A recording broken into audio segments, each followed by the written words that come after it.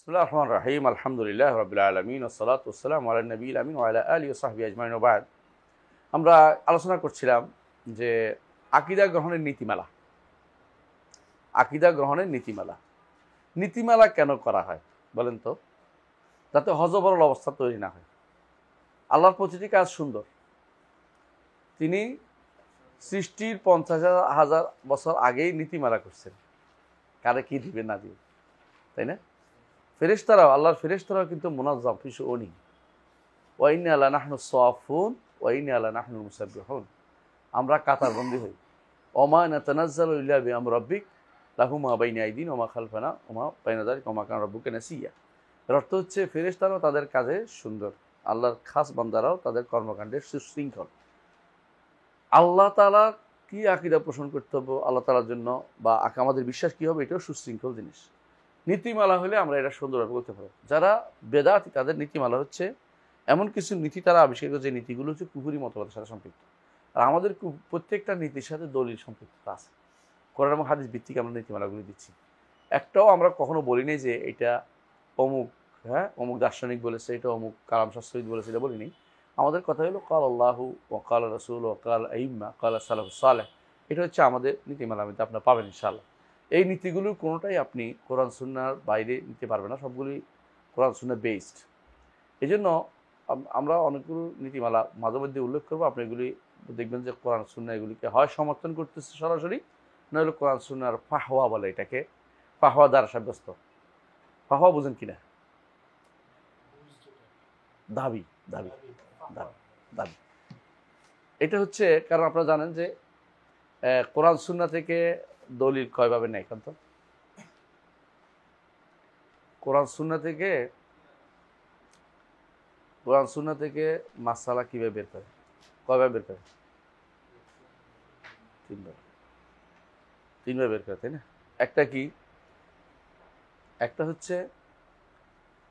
হচ্ছে বেফাহমিন নাস, নসের বুঝ দ্বারা। নস পড়লে বুঝা যায়। আকিমুস সালাতা বুঝছেন কিনা? না বুঝেন নাই? আতু যাকাতা পড়লে বুঝে আসে, তাই না? আচ্ছা, চাউলের মধ্যে সুদ হবে কিনা? কোরআন আসেনি, হাদিসে আসেনি, কেমনে বুঝছেন? ইল্লত। তো দ্বিতীয়টা হচ্ছে ইল্লাতুন নাস। কোরআন সুন্নাতে মাসলা বের করার তিনটে নীতি। একটা হচ্ছে সরাসরি নসান থাকবে, না হলে ইল্লাতুন নাস থাকবে, নাসের ইল্লত থাকবে, নাসের ইল্লত বর্ণিত হবে। বুঝে আসছে? 3 নম্বর হচ্ছে হয় ফাহওয়ান নাস, ইল্লত নাই কিন্তু শরীয়তের মূল দাবিটা আপনি সংরক্ষণ করতে পেরেছেন। মূল দাবি কি? শরীয়তের মূল দাবি কয়টা বলতে পারবেন?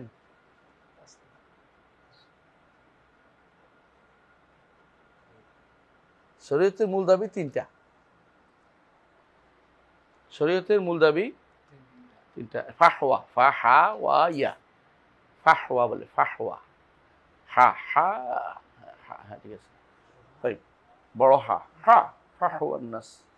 আমি লিখে দিচ্ছি তাহলে বুঝবেন। ফাহওয়া,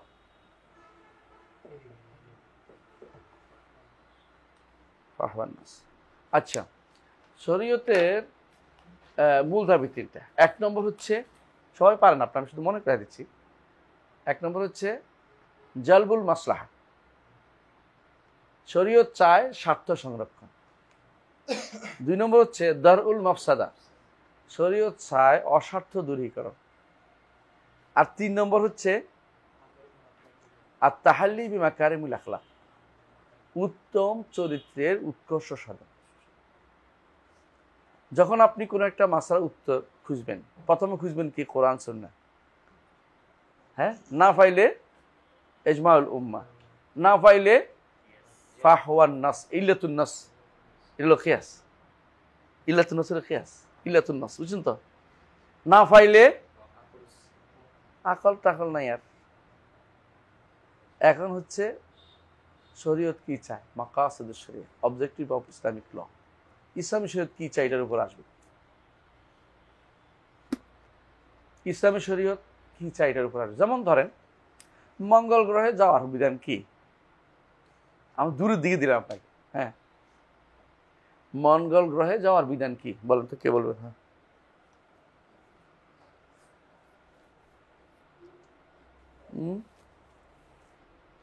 কে বলেন তো, জবাব দেন। কাজের উপর আমি কোন কাজে যাব, কাজ যদি আমার হচ্ছে খরচ হয় তাহলে ওখানে যাওয়া খরচ হয়। আমরা দেখতে পাচ্ছি না মঙ্গল গ্রহ ফরজ কিছু আছে, কোনো প্রয়োজন নাই। বেহুদা কাম যাওয়া যায় নেই, কারণ না পাইব খাইতে, না পাইব মরার জন্য যাচ্ছে, আবার আসতে পারবে না। একবার যদি ওখানে যাইতে পারে শেষ, বুঝলেন না? দ্বিতীয়ত জমা নাই, জামাত নাই, জামাতে নামাজ পড়তে পারবে না। জুমা নাই, মানে কিছুই নাই। শরীয়ত যেটা চায় সেটা কিছুই নাই। আল্লাহ শরীয়ত বাস্তবায়ন করতে মরতে যাচ্ছে ওখানে, কেন তারা এখানে মরতে যেতে গেছে? কেনা দেশের কি অভাব হয়েছে? পৃথিবীর কি অভাব হয়েছে? হ্যাঁ, ইনারদি ও আসা, ইনারদি ও আসা। তারপর কি বলছে? যেখানে যাও আমার আবাদত করো। যেখানে গেলে আবাদতটা করতে পারবেন বলে আপনার বিশ্বাস না, সেখানে যাইতেই পারবেন না, শরীয়ত অনুমোদিত না। যেখানে কাফেরদের দেশে যাওয়া পর্যন্ত অনুমোদন নাই, কারণ লাই তারা না হারানে নামাজ পড়লেও সেখানে যাওয়ার অনুমতি নেই। সেখানে আপনি এমন এক দেশে যাবেন যেখানে আপনি কোনো পানি পাবেন না উজু করার জন্য, খুঁজি খুঁজি টাইম ব্যবহার করবেন নাকি? কি জন্য যাচ্ছেন? না কোনো কাজ নেই, বেহুদা কাজ। বেহুদা কাজ ইসলামে নিষিদ্ধ। এমন কাজ করবেন না যেটা আপনার কোনো কাজে লাগে না। এমন কাজ করতে যাবেন না যেটা আপনার কোনোদিন দিনে দুনিয়ার কোনো কাজে আসে না। মঙ্গল গ্রহে যাওয়ার কোনো কাজ নেই, বেহুদা কাম। এটার জন্য সময় নষ্ট করা, এটার জন্য গবেষণা করা বেহুদা কাম। ইমানদার ভালো কাজে সময় ব্যয় করে। মঙ্গল গ্রহের জন্য কিচ্ছু লাভ হবে না, কোনো লাভ হয়েছে? তো বেহুদার সময় কেন করবেন? মঙ্গল গ্রহের জন্য এটা বানাইতে কত কোটি টাকা, হাজার কোটি টাকা খরচ করছি, আর গরিব মানুষ পৃথিবীতে না খেয়ে মরে যাচ্ছে। আফ্রিকাতে এক একটা মানুষ কালোরা না খেয়ে মরে যাচ্ছে সব। আমার দেশেও আমাদের সরকারগুলি যে অন্যায় করে করে টাকা দিচ্ছে, এই জন্য খাচ্ছেন। ভালো করে টাকা দেখবেন যে টাকা আসলে নেই, এত টাকা নাই। আমরা অন্যায়ের বেসাতির করে যাচ্ছি, টাকার উপরে ডুবে যাচ্ছি বেশি। মানে বেশি বেশি আমরা এখন যত পরিমাণে ভোগ করা শিখছি, এই ভোগটা কমানো উচিত ছিল। ভোগবাদী একটা আমরা পৃথিবীতে এখন বসবাস করতেছি, ভোগবাদ। রাসূলুল্লাহ সাল্লাল্লাহু আলাইহি ওয়াসাল্লাম তার উম্মতের মধ্যে ভোগবাদ চান নাই। তিনি কি বলছেন? আল্লাহুম্মা জাআল কুতা আলে মুহাম্মাদিন কাফাফা। আল্লাহ আলে মুহাম্মাদের খাবারটা করে দেন কাফাফ। অর্থাৎ কি, মানে বাড়তিও না, কমতে না, কোনো রকমের চলে। কিছু জিনিস যেন বাকি থাকে, বুঝছেন? পাশের বাসার বেটি সোফা কিনছে, আপনার বউ এসে আপনার জ্বালাইলো, সোফা কিনছে, বলে সোফা আমার লাগে না তো, ভালোই তো চলতেছে, আমাদের এটা তো সুন্দর। আপনি নিজে সুন্দর করে তুলবেন আপনার বউর কাছে, এটা ভালো, আমাদের বিছানাটা সোফার চেয়ে ভালো, সোফাতে বসার চেয়ে নিচে বসা অনেক ভালো। বুঝাই সুঝাই তারে শান্ত রাখবেন, এটা ইমানদারের কাজ। তো সে সোফা কিনছে, যেহেতু আপনি যে এখন চুরি করে সোফা কিনবেন, 2 নম্বর করে সোফা কিনবেন, সে মানে আরেকজন প্রতিযোগিতায় লিপ্ত হবেন না। আপনি থাকবেন এরকম যে রাসূলুল্লাহ সাল্লাল্লাহু আলাইহি ওয়াসাল্লাম যেভাবে, ওমর রাদিয়াল্লাহু আনহু কি বলেছেন? ওমর রাদিয়াল্লাহু আনহুকে যখন তিনি কেঁদে দিলেন, রাসূলুল্লাহ সাল্লাল্লাহু আলাইহি ওয়াসাল্লামের পিঠে দাগ লেগে গেল, ওমর রাদিয়াল্লাহু আনহু কেঁদে দিলেন, ইয়া রাসূলুল্লাহ কায়সার কিসরা, তারা কত আনামে জীবন আমাদের। ওমর তুমি কি চাও না তারা দুনিয়া নিয়ে যাক, আমরা আখিরাতে যাই? সুন্দর এই প্রশ্ন। আপনি এই জিনিসটি আপনার স্ত্রীদেরকে, সন্তানদেরকে বুঝান। এটা বড় কথা না, আমরা একটা আলহামদুলিল্লাহ বড় জিনিস দিচ্ছি আল্লাহ। কি? খাবার একদিনের, আরেকটা কি থাকার একটা জায়গা, আরেকটা কি হ্যাঁ সুস্থ শরীর। 3 জিনিস দিলে আল্লাহ তাআলা কাফাকান্নামা হিজাত লাহু দুনিয়া বিহাদ্দা ফিরিহা, দুনিয়া পুরোটাই তাকে দেওয়া হয়েছে। মান আসবাহা মুআফান ফি জাসাদিহি আমিনান ফি সিরবিহি ওয়া লাহু কুতু ইয়াউমিহি ফাকান্নামা হিজাত লাহু দুনিয়া বিহাদ্দা ফিরিহা। এত বেশি চিল্লাচিল্লি করে এটা বানাইতে হবে, এটা বানাইতে হবে, টাওয়ার এক একটা বানাচ্ছে, উপরের দিকে তাকালে টুপি পড়ে যায়, এরকম অবস্থা, উঁচুর দিকে তাকাতে হবে। এগুলো অনেকগুলি জীবনে কোনোদিন বসবাসও কেউ করবে। অনেক টাওয়ার বানাইছে, এক একজনের বা বিল্ডিং কয়টা। হ্যাঁ, গত আমলের কিছু কিছু ব্যক্তির 100 কতটা কিনছে, প্লাট কিনছে, কোনো কোনো জায়গাতে বিল্ডিং কিনছে। হ্যাঁ, কয়টায় শুইব রে? একখানে শুইবে, এখানে পা রাখবে, তাও তো সম্ভব না। 2 সিটে তো পা রাখা জায়গা নেই। আমার একবার এক আমিরে দাওয়াত দিচ্ছে, গেছিলাম, আমার একটা জানা হাদিস, জানা বুঝেনি, মানে উইং দিছে, উইং, মানে এটা হচ্ছে পুরো বলতে পারো হোটেলের 3 ভাগের 1 ভাগ দিয়ে আমার দিয়ে দিয়েছে। আমি রাতের বেলা ঘুমা দিলে তো ভয় লাগে আমার, আমি একা মানুষ, পুরো এই এলাকাটা এই উইংটা আমার দিচ্ছে, আমি এটা কী করবো? এটা আমি একা ভয় লাগে, আমি কিন্তু আমি আমার একটা সিট দরকার, একটা বাথরুম দরকার, শুনতে হে কী করছে আমার এই পুরো এলাকাটা একটু দিয়ে দিচ্ছে। আমি এটার মধ্যে এখন ওরা তো চিন্তা ভাবনা করে দিয়েছে না, আমি এখন কী করি?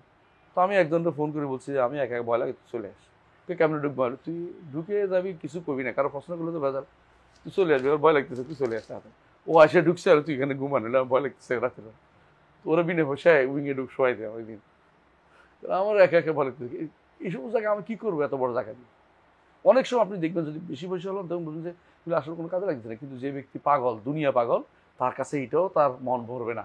সে তখন মনে করবে আমি এখানে যে আছি এটা সুন্দর জায়গা না, আমার জায়গাটা যদি হয়তো বনানি, হ্যাঁ, ওর গোরস্থানে না, আবার বনানি যদি কোনো এমপি পাড়ায় যদি, অথবা যদি কোনো অমুক জায়গায় হইতো, হ্যাঁ, যেখানে ওটা তার কাছে, অথবা বেইলি রোডের একেবারে মন্ত্রী এলাকা, হ্যাঁ, মিন্টু রোডে, তো এটা তার কাছে ভালো লাগতো। এরকম কিছু কিছু মানুষের চিন্তাধারা থাকে। হ্যাঁ, একজনে তার কবরের পাকা করছে, বাধাই করছে সুন্দর করে, সব কিছু রাখছে কবর ভিতরে, যে এইখানে তার কবর দিতে বলছে, তার সব কিছু ঠিকঠাক। ঘটনাচক তার বিমানটা প্রশান্ত মহাসাগরে ভাসছে, বিমানও পাওয়া গেছে, কিন্তু তার লাশটা পাওয়া যায়নি। তো কবরটা কোন কামে লাগছে? আমি খুলনা গেছি, একজনে বলতেছে এইটা অমুক সাহেব, নাম বলবো না, তার জন্য এক মাদ্রাসার সামনে এখানে কবরস্থান করছে। তো আমি চিন্তা করলাম, মরা আগে কবরস্থান বানাইয়ে থুয়ে দিছে, সুবহানাল্লাহ, লোকটা তো ভালোই ছিল, কিন্তু এই কামটা করা ঠিক হয়নি। শেষ পর্যন্ত উনি ওখানে কবর দিতে পারে নাই। তো এটা উনি এইটুকু একটা কেন করতে গেলেন যে আমি অগ্রিম, আমাকে যেখানে হোক সাহাবায়ে কেরাম মৃত্যু চিন্তা কম করতেন। হ্যাঁ, একটা যেখানে ফজিলত আছে, মদিনায় মরতে পারলে ভালো, এর বাইরে আর কোথাও কোথায় মারা যাবে এই নিয়ে অগ্রিম টেনশনের দরকার নেই।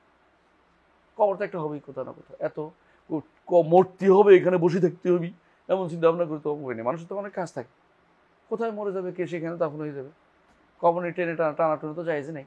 আমার দেশে কি হয়েছে, মরা মানুষ হলে সৌদি আরব থেকে কবরের মানুষের টেনে নিয়ে আসে, কি জন্য আনে? দেশে আনলে আবার দেখতে চায় না কেউ, ভয়, ঠিক হুজুরে যাই এরপর জানাজা দিতে হয়।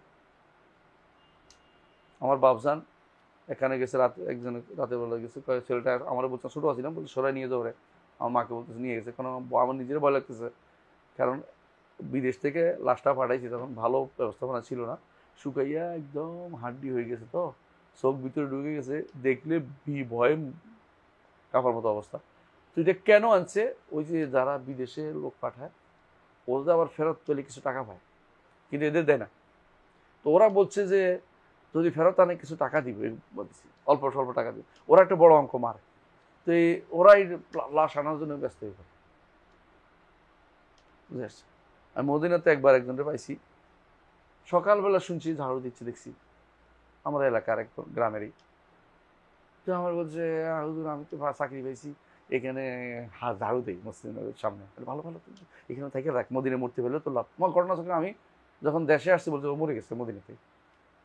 তো আমি এদেরকে বললাম যে মদিনে মারা গেছে, লাশটা আইনেন না। এরা আমার কাছে রাগ করে চলে গেছে, কোনো উদ্দেশ্য আছে আমি যা যত ঠিক আছে আইনছে, এবার আর কেউ এটার কাছে যায় না, কারণ এটা তো অবস্থা পরিবর্তন হয়ে গেছে এখন। শেষ পর্যন্ত সুবহানাল্লাহ, এই টানাটানি করে কী লাভ হয়েছে? একটু মাটি ফেছে, তো মদিনায় মাটি ফেলে ভালো হইতো তার জন্য।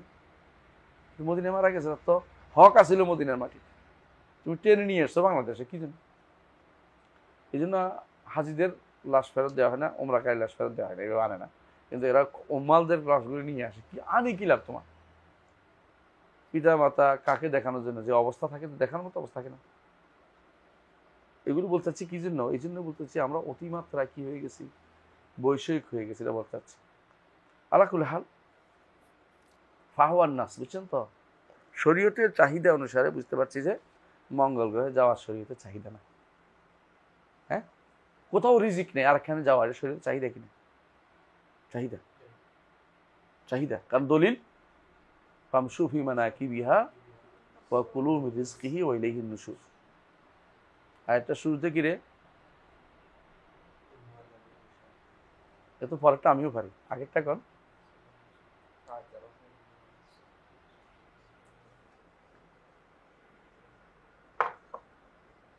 দেখি আরেকটা পারেন কিনা আপনারা।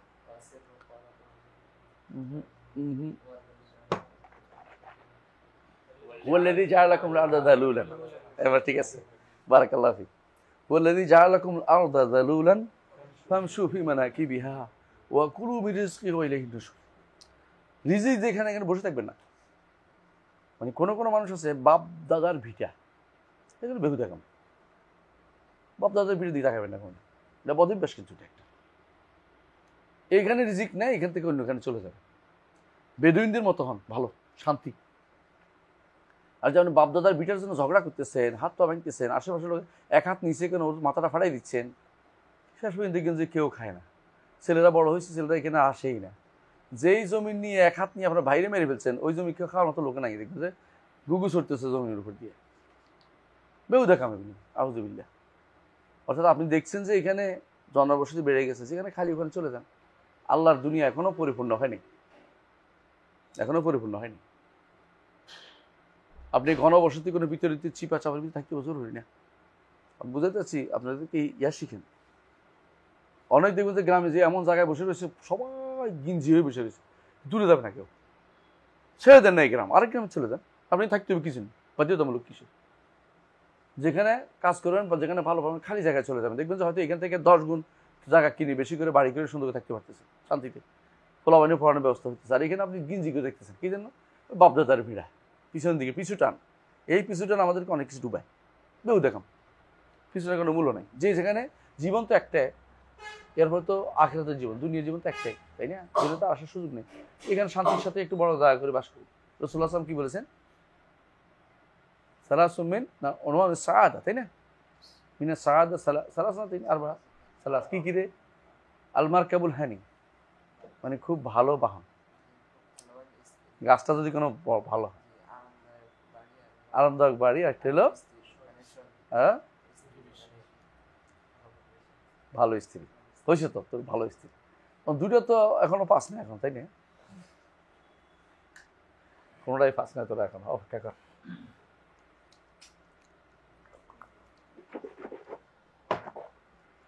এর বিপরীত তিনটা কিন্তু বলছে রাসূলুল্লাহ সাল্লাল্লাহু আলাইহি ওয়াসাল্লাম।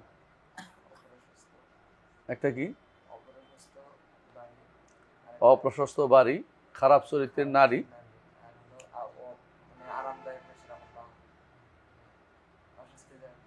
অস্বস্তিদায়ক বাহন, সংকীর্ণ বাহন, যেটি জায়গা হয় না, কষ্ট হয়, ভালো না, এরকম। সালাসুম সাহাদা, বুঝে নাই? সালাসুমিনা সাকাওয়া। যাই হোক, তো এইটা কিন্তু গুরুত্বপূর্ণ। সুল জার হলে তো মোটে, এটা আউযু বিল্লাহি মিন সুইল জার ফি দারিল মুকামা, হাদিসে আছে না? স্থায়ী অবস্থানে, যেখানে স্থায়ীভাবে থাকবেন, এখানে সুল জার হলে থাকেন না, কষ্ট করে ঠেলাঠেলি করে চলে যাবেন দূরে। সে ভাই হোক, চাচা হোক, থাক, আপনিই থাকেন, আমি যাই। আপনি এটা অন্য জায়গা, ভালো জায়গা দেখে কিনে টিনে চলে যাবেন ওখানে। সবাই মিলে একসাথে থাকা জরুরি নেই, বাধ্যতামূলক কিছু নাই যে আমার ভাই বেড়াদের সবাই মিলে আসি, ডাক দিলে সবাই হাজির হইব, একসাথে খাই। আমরা এখন হানি ভাগ করি নাই, কেউ কেউ, এইটা যায় না, এটা হিন্দুদের কায়দা। 91 পরিবার ইসলামিক সিস্টেমের ভিতরে পড়ে না, কথা বুঝছেন নি? 91 বুঝেন না? এক অন্নপতি, মানে এখনো অন্যর মধ্যে এক হয়ে গেছে।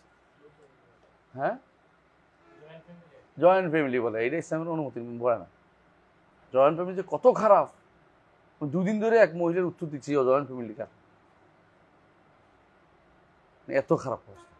কাকে কি বলবো, অপকর্ম করে ভরাই ফেলছে তার জামাই জয়েন্ট ফ্যামিলির ভিতরে। এখন কি করবে এটা? তো জয়েন্ট ফ্যামিলি থাকতে গেছে কেটা? জয়েন্ট ফ্যামিলি শরীয়ত অনুমতি জিনিস না, বুঝছেন? আলাকুল্লি হাল, যেটা বলছিলাম, তাহলে যে কথাটা মূল বলতে চাচ্ছিলাম সেটা হচ্ছে কি, কেন আমরা সব কিছু সুনির্দিষ্ট নিয়মের ভিতরে চলবো, বুঝে আসছে কথাটা? শরীয়ত অত্যন্ত সুশৃঙ্খল, শরীয়ত অত্যন্ত সুশৃঙ্খল। প্রতিটি কাজকেই ইসলামী শরীয়ত অত্যন্ত সুন্দরভাবে সাজাইছে। আপনি আশ্চর্য হবেন, ইসলামী শরীয়তের যে সাজানো, মাসাইল দিক থেকে সাজানো, আপনি কোনো হিন্দুদের পাইবেন, বৌদ্ধদের পাইবেন, এমনকি খ্রিস্টানদের পাইবেন, ইহুদিদের পাইবেন। তো যারা আমাদের উপরে আক্রমণ করে, তো আশ্চর্য হয়ে যায় মাঝে মধ্যে আমি, সুবহানাল্লাহ। বানা বাইতাহু বিল কাওয়ারির ওয়া ইউরশিকুনা বিল হিজারা, নিজের ঘর বানাইছে কাঁচের, আর আমার সীসাডালা প্রাচীরের মধ্যে পাথর মারো। বুঝলেন? নিজের ঘর কাঁচের। হিন্দু, বৌদ্ধ, খ্রিস্টান, ইহুদি এদের কি ঘরের কিছু অতিরিক্ত কি আছে? কিছুই নেই। শরীয়ত বলতে কিছু নেই, বানানো শরীয়ত চলে। তালাকের সিস্টেম জানে না ইহুদিরা, তো হিন্দুরা তো এই খ্রিস্টানরা তালাকের সিস্টেম নেই, হিন্দুদেরও নাই, বৌদ্ধদেরও নাই। ইয়াজিরা বলে এটা শুনে, রাষ্ট্র একটা বানাই দিলে এটা শুনে, নিজেরা কোনো দিতে পারে। আমাদের প্রত্যেকটা জিনিস, বাথরুম সারার নিয়ম পর্যন্ত আমার নবী আমাদের বলে দিচ্ছেন। আমি মাঝে মধ্যে আশ্চর্য হই যে যারা বিরোধিতা করে তারা দুইটা কারণে, একটা হচ্ছে নাই দিকে হিংসা করে, ওদের নাই দিকে হিংসা করে। আরেকটা বিরোধিতা করে কেন জানেন? হ্যাঁ, একটা নাই, একটা না জানা। এগুলো বুঝছে যে তাদের কাছে নাই, আমাদের হিংসা করে। রাসূলুল্লাহ সাল্লাল্লাহু আলাইহি ওয়াসাল্লাম বলছে না যে ইহুদিরা হাসাদাত কুমুল ইয়াহুদ, ইহুদিরা তোমাদেরকে হিংসা করে কি জন্য? একটা হচ্ছে আমিনের জন্য।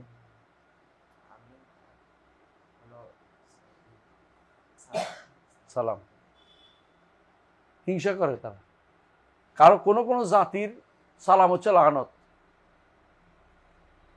চিটাং গেলে তো আপনি দেখবেন যে লানত দিয়ে শুরু করে। হ্যাঁ, কি বলে চিটাং ভাই আসেনি কেউ? কিরে কি দিয়ে শুরু করে? দেয়ালে আছে না, বলে না? খারাপ না এটা, জিনিসটা বলতে ভালো নেই। সালাম হল লানত। শব্দটা উচ্চারণ করতে খারাপ লাগে, উচ্চারণ করতেছি না, ও বুঝে আর কি, যেটা বলতে চাইছিলাম। হ্যাঁ, কথাটা ভালো। আমাদের শেখপাড়ার একটা গালি আছে, এটা আরো খারাপ, জানোস তো? স্যার এরে ভালো করে এটা দেন, এই শব্দটা উচ্চারণ করতে পারবো না মুখ দিয়ে, কারণ সে শোনে না কেন, এই জন্য। শব্দটা খারাপ না? খুব খারাপ দেখুন শব্দ। তাহলে আপনার কথার ভাষ্যটাও সুন্দর হইতে হবে। ইসলাম কিন্তু মানুষকে তার বাক্যটাও সুন্দর করে দিয়েছে, সুবহানাল্লাহ। খারাপ বাক্য ব্যবহার ইসলাম অনুমোদিত না। আমার নবী জীবনে কোনোদিন কোনো খারাপ শব্দ উচ্চারণ করেননি। আল্লাহর কোরআন বাথরুমটাকে বলছে গায়ত, নিচু এলাকা, নিচু জায়গা, মানে ভালো জায়গা না এটা আর কি, এটা বলছে। গায়ের শব্দ তো নিচু এলাকা।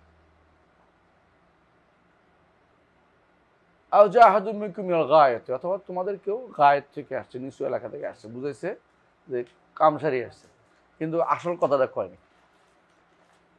এই কারণ এটা কোরআনে জায়গা পাওয়ার জায়গা না আর কি, এই জন্য জায়গা না, এটা কোরআনে জায়গা পাইতে পারে না শব্দটা। এই জন্য কোরআনের জন্য আল্লাহ তাআলা মুখ এটা আনেন না আমাদের, তার ইয়া দিয়ে আল্লাহ তাআলার বাণী দিয়ে এটা আসে না, তার শান এটা আসে না। এই জন্য মুহাম্মদ রাসূলুল্লাহ সাল্লাল্লাহু আলাইহি ওয়াসাল্লাম হাইয়ুন অত্যন্ত লজ্জাশীল ছিলেন, কুমারী মেয়ের মধ্যেও বেশি লজ্জাশীল ছিলেন তিনি। এই জন্য তিনি এই সমস্ত শব্দ কখনো মুখে আনতেন।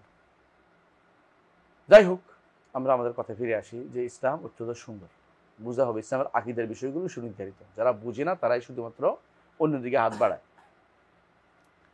নিজেরটা বুঝে বুঝতে শিখুন। এই জন্য মাহাসিনুল ইসলাম শিখুন। মাহাসিনুল ইসলাম অনেকের বই আছে, আমাদের শেখের শেখ, আমাদের শেখদের শেখ একটা বই আছে, শেখ আব্দুর রহমান আস-সাঈদী রহমতুল্লাহ আলাইহি, আদ-দুররাতুল মুখতাসারা ফি মাহাসিনিদ দ্বীন ইসলাম। আদ-দুররাতুল মুখতাসারা, আদ-দুররাতুল মুখতাসারা ফি মাহাসিনিদ দ্বীন ইসলাম। বইটা পড়েন, সুন্দর, ভালো লাগবে। দ্বীন ইসলামের সৌন্দর্যের উপর একটা বই, ছোট্ট বই, islamhouse.com এটার অনুবাদ আছে, তারা বাংলা পড়তে চান পড়বেন। আদ-দুররাতুল মুখতাসারা, আদ-দুররাতুল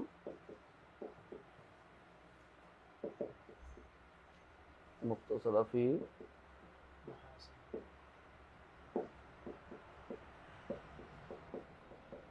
মাহাসিনিদ দ্বীন ইসলাম। সব দেখাতে পারবো না, অর্ধেক লিখছি। মুখতাসারা ফি মাহাসিনিদ দ্বীন ইসলাম। মাহাসিন মিহালিফ সিন, হা উড়া উপরের দিকে, সিন সিন সোয়া হয়ে গেছে, সিন মাহাসিন, হোসেন আর কি, হোসেন।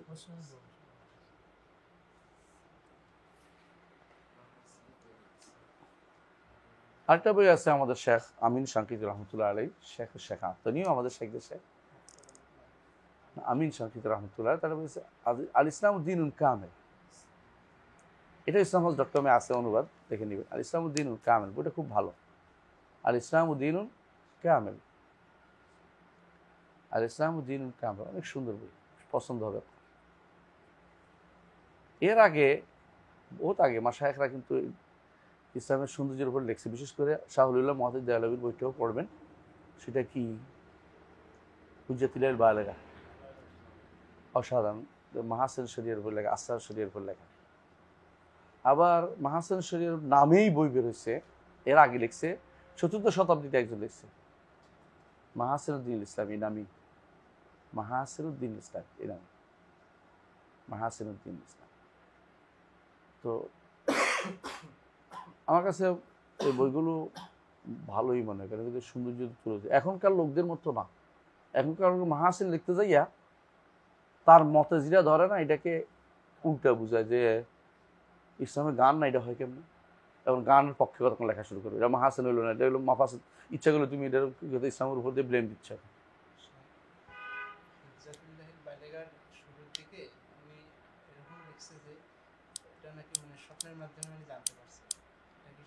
কোনটা? পুরোটা?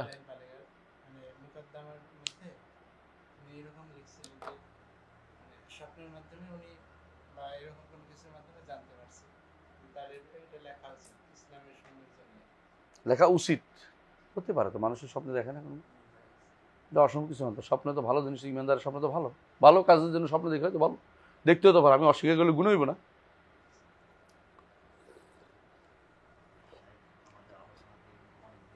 হ্যাঁ, আমরা অনেক দূর চলে গেছি, আমরা ফিরে আসতেছি। আমরা চা খাওয়া শেষ করিনি। তো শোনেন, কি বুঝলাম? যে ইসলামের প্রতিটি জিনিস কি সুষম, সামঞ্জস্যপূর্ণ, কোনো কিছু মানে অসামঞ্জস্য কোনো কিছু নাই। আল্লাহ যেভাবে বলছেন, হাল তারা মিন ফুতুর সুম্মা রাজি'ল বাসারা কাররাতান ইয়ানকালিবু ইলাইকাল বাসারু খাসিআন হাসিব ওয়া লাকাদ যায়্যানা আস-সামাআ দুনিয়া বিমাসাবিহ ওয়া জাআলনা রুজুমান লিশ-শায়াতিন ওয়া আ'তাদনাহা লিল-কাফিরিন। এটা প্রত্যেকটা জিনিস আপনি সুন্দর, আলহামদুলিল্লাহ। আমরা আলোচনা করছিলাম যে কত নম্বরে এটা, না এটা 6 নম্বর শেষ হয়েছে না? 6 নম্বর শেষ। যে আপনাদেরকে পড়তে বলছিলাম, কে কে পড়ছেন দেখি, হাত তোলা দেন। 1 2 3 4 5। কেউ আপনারা পড়েন না কেন? ওইটা আবার পড়তে হবে এখন নতুন করে। কেন পড়বেন? নতুন করে নতুন অ্যাপ্লিকেশন পড়বেন। যে কোনো বই প্রথমে একবার মানুষ পড়ে, দ্বিতীয়বার যখন পড়ে প্রয়োজনে, তখন আলাদা একটা কি হয়, এটার উপরে আলাদা একটা গুরুত্ব বাড়ে। প্রথমবারে এত কিছু আছে, অনেক কিছু মনে হয়নি, বুঝলেন? এই জন্য আপনি গুরুত্বের সাথে পড়বেন। তাহলে আমরা পড়ছি যে আকল এবং নকলের মধ্যে কোনো কি হইতে পারে না, বিরোধ হইতে পারে না। কারণ আকল দাতা আল্লাহ, নকল দাতাও আল্লাহ। সুতরাং আল্লাহ দুইটার মধ্যে বিরোধ করবেন না।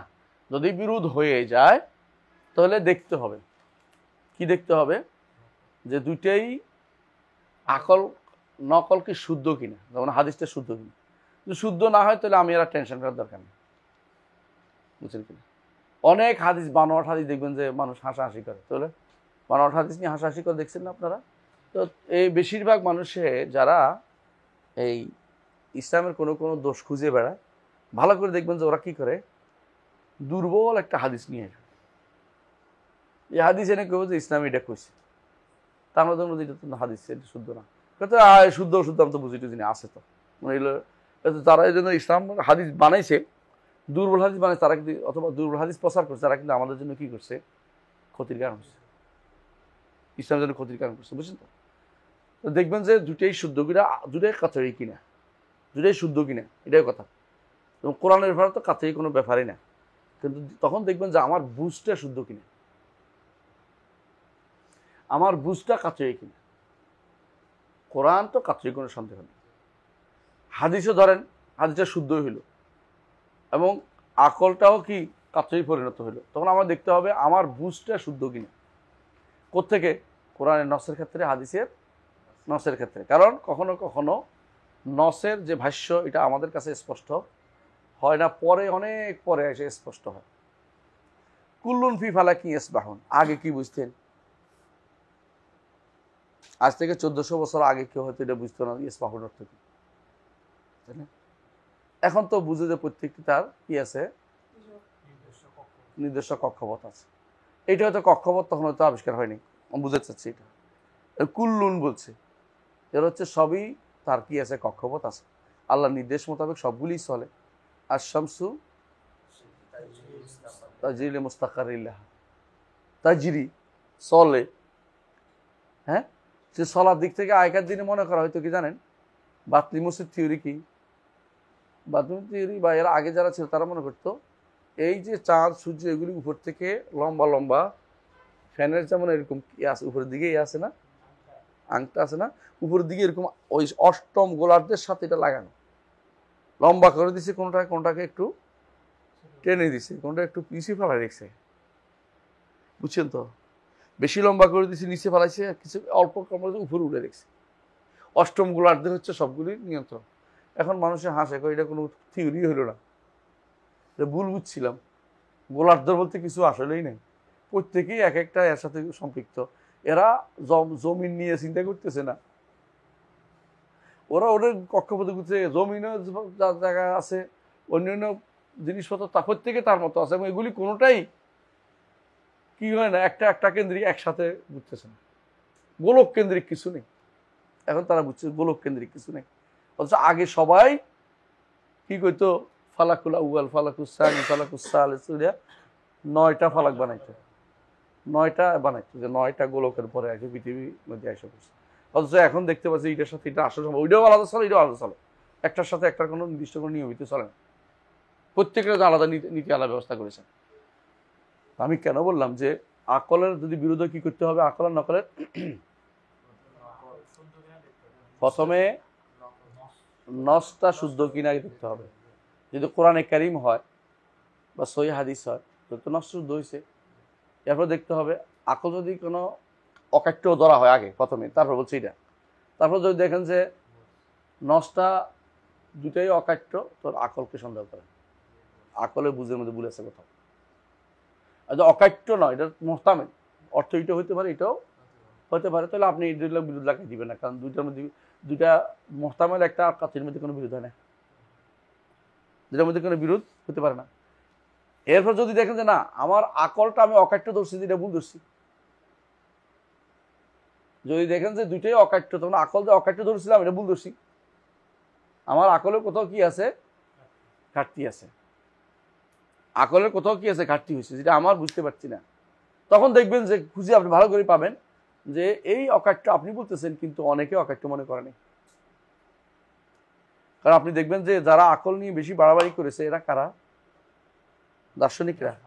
দার্শনিকরা দেখবেন যে কেউ বেশিরভাগই, অথবা বলতে পারেন যে শতকরা 90% একে অপরের মতের সাথে মিল হয়নি। জগতের শুরু কি দিয়ে, একদল বলছে মাটি, একদল বলছে পানি, একদল বলছে আগুন, একদল বলছে বায়ু, একদল বলছে জাররা মানে একদম বাষ্প, একদল বলছে না এটা হলো কি ওই যে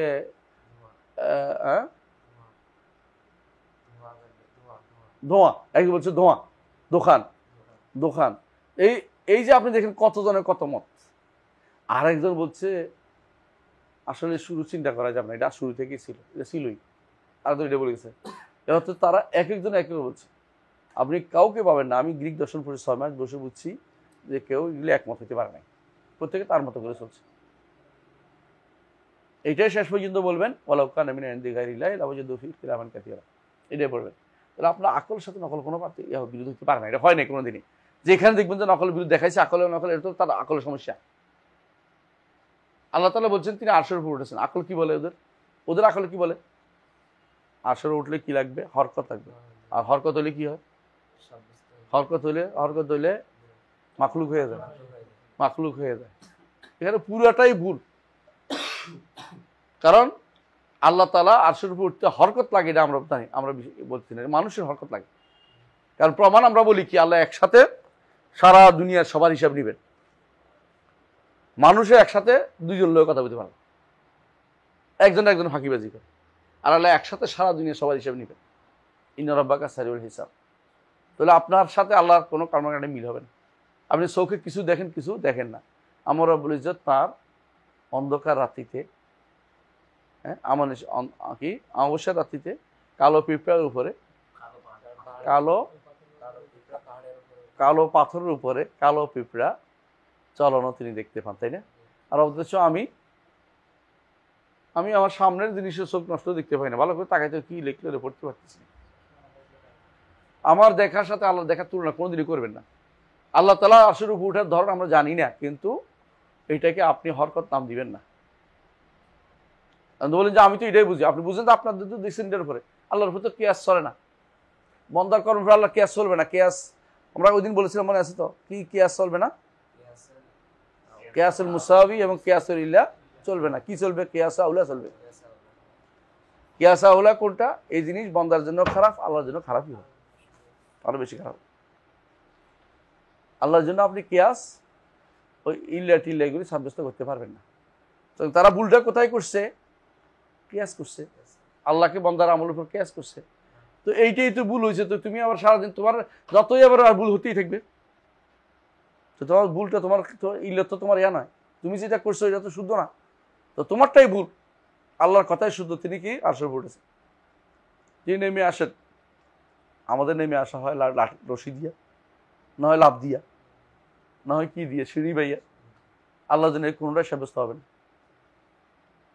তার নেমে আসার কোনো সিস্টেম আমাদের জানা নেই, কিরকম জানা নেই। তবে নেমে আসেন বলছে, নেমে আসেন, কিভাবে নেমে আসার সিস্টেম জানি না। আমরা শুধুমাত্র নেমে আসার বিশ্বাস করি কিরকম, আমি দেখছি যারা তার এটাই তো, যে কোনো নেমে আসা মানে হলো হয় বৃষ্টি নেমে আসে, নয় কোনো কিছু উপর থেকে পড়ে, এটা দেখি। এটা তো সৃষ্টির স্রষ্টার তো নেমে আসে, এরকম হতেই পারে না। আমরা একসাথে দুই জায়গার কাজ করতে পারি না। একটা ইয়া আছে না, এই মালাকুল মউত একসাথে সারা দুনিয়াটাকে, সারা দুনিয়া দান কবজ করতেছে। সারা দুনিয়ার মানুষগুলো একটা ডানার মধ্যে, ডালার মধ্যে, জগৎ পুরোটাই তার সামনে ডালার মতো, কত বড় তিনি। তো এই আল্লাহ যদি তার ফেরেশতার এই অবস্থা হয়, আপনি এটা মানুষের মতো করতে পারবেন? ফেরেশতা মানুষের মতো না, সৃষ্টিও সৃষ্টির মতো হচ্ছে না। তো রব্বুল আলামিন আপনার মতো করতেছেন কেন? তিনি যেটা বলেছেন এটা সত্য, কিন্তু আমার ধরন জানা থাকলেও চলবে। তাহলে আপনার কিয়াস কখনো, আমি যেটা বলতেছি, আকল এবং নকল কখনো বিরোধ হতে পারে না। আরেকটা দ্বিতীয় অংশ, ওয়ালা বাইনা নুসুসুল কিতাব ওয়াস সুন্নাহ, আর কোরআন এবং সহিহ সুন্নাহর মধ্যে কোনো বিরোধ হবে না। কোরআন এবং সহিহ সুন্নাহর মধ্যে কোনো বিরোধ হইতে পারে না, হবে না, হয় না, কোনোদিন হয় না। কোরআন এবং সহিহ সুন্নাহর মধ্যে কোনো বিরোধ হয় না। তো কোরআন এবং সহিহ সুন্নাহর মধ্যে বিরোধ না হলে আপনার এই কথা মানে মেনে নিতে হবে যে যারা যারা বলছে যে কোরআন সুন্নাহর মধ্যে বিরোধ হয়, তারা মিথ্যা কথা বলছে। হ্যাঁ, হতে পারে কখনো কখনো কোরআন এবং সহিহ সুন্নাহর বিরোধ হয় না, হতে পারে যখন যদি সুন্নাহটা শুদ্ধ না হয়। এক, আরেকটা হচ্ছে বুঝতে বলেছি আমার, এই জন্য বিরোধ হচ্ছে। কবি কি বলতেছেন? ওয়াকাম মিন আইবিন কাউলান সালিমান ওয়া আফাতুহু মিন ফাহমিহি সাকিম। অনেকে আছে হক কথার দোষ ধরে, অথচ দোষটা হচ্ছে তার, দোষটা হচ্ছে তার, কারণ তার বুঝটা ভুল ছিল। আজ পর্যন্ত যারা নাস্তিক হয়েছে বেশিরভাগ দেখবেন যে যেগুলি বিরোধিতা করতেছে এগুলি তার বুঝ হতো একেবারে, তার বুঝ কিছুই নেই, বুয়া। ইমাম শাফি রহমতুল্লাহ আলাইহি বহু আগে চ্যালেঞ্জ করে গেছেন যে কোনোদিন কোনো কোরআন কারীম এবং সহিহ সুন্নাহর মধ্যে কোনোদিন কি হতে পারে না, বিরোধ হতে পারে না এবং হয় না। কোরআন কারীম এবং সহিহ সুন্নাহর মধ্যে কোনো বিরোধ হতে পারে না এবং হয় না, এবং তার কথাই সত্য। কোনোদিন কোরআন কারীম এবং সহিহ সুন্নাহর মধ্যে বিরোধ হবে না, এবং এটাই সত্য। কোনোদিন দেখি না আমরা হয়েছে। যদি কোন দেখতে পান, এখানে একটা জিনিস দেখার বিষয় আছে, হয় নাসেখ মনসুখ থাকতে হবে সবার আগে, দেখবেন সবার আগে দেখ নাসেখ মনসুখ আছে কিনা। নাসেখ মনসুখ থাকে, কোরআনের মধ্যেও আছে, হাদিসের মধ্যেও আছে। যারা হাদিস মানে না তারা এখন সালাকি করেছে নাসেখ মনসুখ নাই, নাসেখ মনসুখ মানে না, নাসেখ মনসুখ মানে না। ওই যে কোরআন বলতেছে মা নানসাখ মিন আয়াতিন আও নুনসিহা নাতি বিখাইরিন মিনহা আও মিসলিহা। হাদিসের মধ্যে কুনতু নাহাইতুকুম আন জিয়ারাতিল কুবুর আলা ফাজুরুহা ফাইন্নাহা তুযাক্কিরুকুমুল আখিরাহ। কুনতু নাহাইতুকুম আনিল ইদ্দিখার, হ্যাঁ কুনতু নাহাইতুকুম আনিল ইদ্দিখার লে ايش এটা আম মানা কি জানি মনে আসতেছে না। তোমাদের নিষেধ করেছিলাম কি জন্য? না, তোমাদের নিষেধ করেছিলাম গোস্ত জমা করতে নিষেধ করেছিলাম কি জন্য? দুর্ভিক্ষের কারণে। দুর্ভিক্ষের কারণে। তারপর বলছেন কুলু অধ্যা করো, খাও পান করো জমা করো, কোনো সমস্যা। নাসেক মসুক আছে, নাসেক মসুক ছিল না তা না, সবসময় রাসূলুল্লাহ সাল্লাল্লাহু আলাইহি ওয়াসাল্লাম হাদিসেও আসছে, কোরআনও আছে। কোরআনে 2 রকম হুকুম আছে, কোন বহু আয়াত আছে মানসুখ। নামাজ কোরআনের বই আছে ইবনুল জাওজি, এবং হাদিস নামাজ হাদিসের বই আছে, নামাজ আখবার ইবনুল জারবারির বই আছে, নাওয়াসিফুল আখবার ইবনুল জারবারি, জারবুরি, জিম আইন বা রা ইয়া, কি আর একজন নাম ইবনুল জারবারি, না বহুত আগে, বহুত আগে। হাজমির আছে, হাজমির আছে, আর নাসিখ ওয়া মানসুখ মিল আখবার, হাজমির আছে, হাজমির।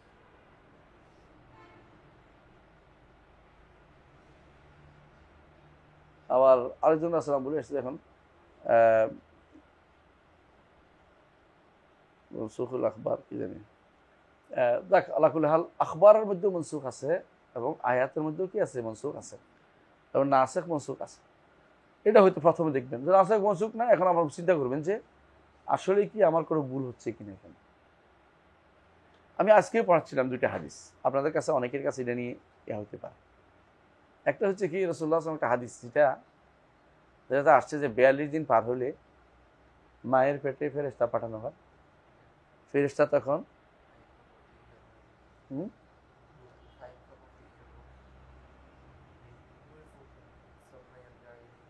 তারপর কি করে, তারপর এটা কি ওখানে 340-এর পর 120 দিনের পরে এই হাদিসে একসাথে করে ফেলে হবে না। সুবহানাল্লাহ, এই হাদিসের তাদবিক দিতে এখন মুহাদ্দিসরা বহুত বেজারে আসত, কারণ এখন ডাক্তাররা বলে যে 40 দিন পরে একটা কি আসে, তার মধ্যে একটা জীবনী শক্তি আসে। এইটার মধ্যে এই জীবনী শক্তিটা স্থিতিশীল জীবন না, এটা হলো অর্থ। কারণ এরপরে ইউনফাকু ফিরুটা পরে কথা আসছে, এর অর্থ হলো এইটা হলো এটা কি প্রসিড হতে দিবে কিনা নাকি ফেলে দিবে, বীর্য কি পরের ধাপে যাবে কিনা, কারণ সব বীর্য তো সন্তান হয় না। এইটা হচ্ছে এটাকে কাজ করতেই দিবে কিনা, ওই জায়গায় চলবে কিনা, কর্মঠ হবে কিনা, কথা বুঝছেন কিনা। এটা তাহলে একটা হচ্ছে স্থিতিশীল জীবন, এটা পরে।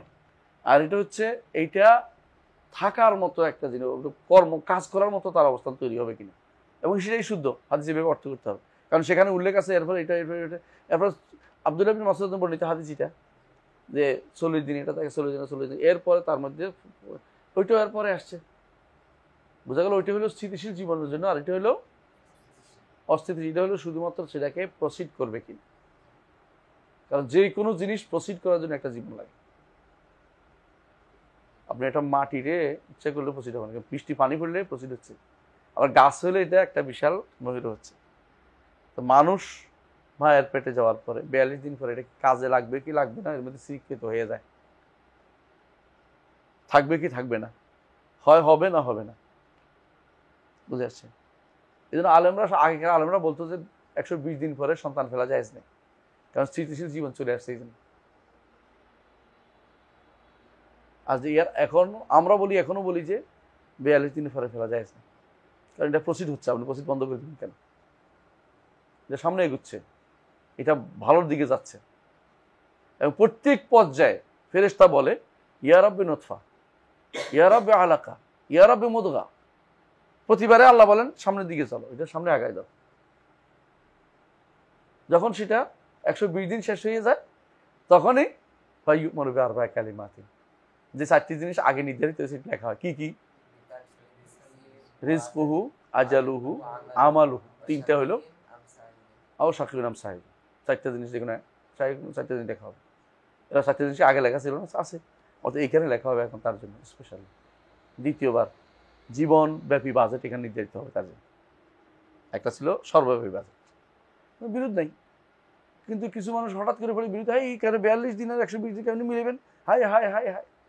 তো তুমি তো বুঝে তো বলেছে, তুমি ভালো করে দেখো যে 42 দিন বেশি কি করা হবে, দুটো ভিন্ন ভিন্ন দিন বলা হয়েছে, দুইটার মধ্যে ভিন্ন ভিন্ন দিন বলা হয়েছে, দুটো একদিনই বলা হয়নি। যে 42 দিনটা বলা হয়েছে এটার সাথে 120 দিনে যেটা বলা হয়েছে এক না। তাহলে এটার প্রক্রিয়া চলমান প্রক্রিয়া। আরেকটা হচ্ছে স্থিতিশীল জীবন কখন আসে। 120 দিনের পরে সন্তান অবশ্যই অবশ্যই একটা স্থিতিশীল জীবনে চলে আসে, বুঝে আসছে। এরপরে কোনোটা যদি কোনো অঙ্গ অপূর্ণ থাকে, যে অপূর্ণ নিয়ে আসবে, কমতি আসবে, ভিন্নভাবে পুরাবে, আল্লাহ ফরত করে পুরাই দিবেন, কিন্তু তখন থেকে এটা একটা কি মানুষ আকারে থাকে। এই জন্য আমরা অনেককে বলি, যারা বলে যে এটা তো পূর্ণ হয় না, দেখছি এটা দিয়ে ওইটা দিয়ে, আমরা যেটা আসতে দাও দুনিয়াতে, মারা জায়েজ নেই। বলে এই যে অপূর্ণ হবে এটা আসতে দাও, দুনিয়াতে আসে মরে গেলেও তোমার সমস্যা নেই, তুমি এটা মেরে ফেলতে চাচ্ছ কেন? এটা মেরে ফেলতে কোনো কারণ নেই। দেখা গেছে অনেক সন্তান যেটা মরে এই দুনিয়াতে আসছে, হরদম সে সুন্দর চলতেছে। আমি গত শুক্রবারে এখানে গেলাম চাঁদপুরে, বলতেছে এই ছেলে মায়ের পেটে থাকতে সবাই বলছে যে এই ছেলে মাথা ব্রেন নেই, কিলো নেই। এই ছেলেটা আমরা জিজ্ঞেস, তোর নাম কি, এটা তো কোরআন হাদিস কোনটা শিখছো, হাদিস এটা শিখছো, তাই তো সবাই পারে, তো ব্রেন তো ঠিক আছে এখন, বুঝলেন? কয়টা ব্রেনে কিছু নেই, এরা কি দেখতে পরীক্ষা করে দেখছে ব্রেন হয়নি, কত কথাই তো বলে ডাক্তার। সব পণ্ডিতগুলো তো হয় না, কখন আল্লাহ তারা কন্ট্যাক্ট করে দেবে না, সব জানতে পারা জরুরি না। তারা মেরে ফেলতেছেন কিছু মায়ের পেটে।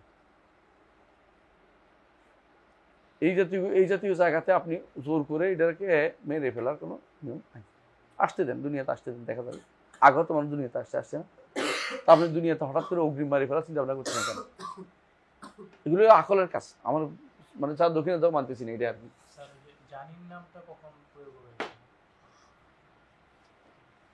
জানিন পুরো সময়টা পেটের ভিতরে তখন থাকে, সবটাই জানি। জানিন শব্দের মূল অর্থ কি? জিন অর্থ কি? গোপন থাকা, যে দেখা যায় না, এটাই জানি। বুঝলেন কথাটা? জানিন এই জন্য বলে জাকাতুল জানিনে জাকাতু উম্মিহি, এটা জানিন, কিন্তু পেটের ভিতরে থাকলে জানিন বলে, দুনিয়াতে বের হলো এটা আলাদা, এর আগ পর্যন্ত জানিন, যেটা যেহেতু গোপন রয়ে গেছে। এই জন্য আপনি আল্ট্রাসনিক দেখার পর এটা গোপন জানিন থাকবে, নাম জানি বদলাবে না। এটা 42 দিন পর থেকে শুরু হবে। না 42 দিন পর থেকে কারেন্টে প্রসিড হচ্ছে এখন, কিন্তু এটা কাজের দিকে যাচ্ছে। কিন্তু এটার মধ্যে রূপ হুকা, যেটা স্থায়ী মানে স্থিতিশীল যে রূপ হুকা, এটা হলো 120 দিন পরে, এটা কাজ করতে দিচ্ছেন আল্লাহ তাআলা। যেটা স্থিতিশীল রূপ, এটা 120 দিন পরে আসে। ওলা ভাই নসুল কিতাব, কোরআন সুন্নাহর মধ্যে কোনো বিরোধ নাই। আপনি কিয়ামত পর্যন্ত বের করতে পারবেন। ইমাম শাফি চ্যালেঞ্জ করে গেছে বহুত আগে, তো কোরআন সুন্নাহর মধ্যে বিরোধ হয় না। শর্ত হচ্ছে আপনার দুইটাকে হয় নাসিখ মনসুখ দেখবেন, অথবা শুদ্ধ অশুদ্ধ দেখবেন। কোরআন তো আর শুদ্ধ অশুদ্ধ বিষয় না। আর অথবা দেখবেন 3 নম্বর কি দেখবেন, বুঝটা, আপনার বুঝ ঠিক আছে কিনা। আপনি যদি কোনো নস এবং জাহের মধ্যে আপনি যদি কোনো বিরোধ তৈরি করেন, তো ঠিক না। নসা জাহের বিরোধ বুঝেন কিনা? নস বুঝেননি।